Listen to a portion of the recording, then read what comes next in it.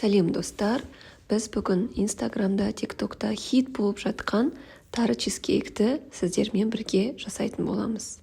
Ал ендеше кеттік. Ең алдымен тарыны бөктіреміз, яғни жуылған таза тарыға ыстық сүтті құйып, бетін жауып қоямыз. Описание бөлімінде чизкейкке қажетті ингредиенттердің барлығы жазылған. Печеньені блендерден жақсылап өткізіп аламыз. Оған қант қосамыз. Майды газда жақсылап тұрып ертіп аламыз. Құрғақ массаға шетінен құямыз. Және де вилкамен немесе лопаткамен араластырамыз. Майдың барлығын сразу құйып тастамаңыздар, өйткені барлық май кетпеуі мүмкін. Менде диаметрі 24 формасы.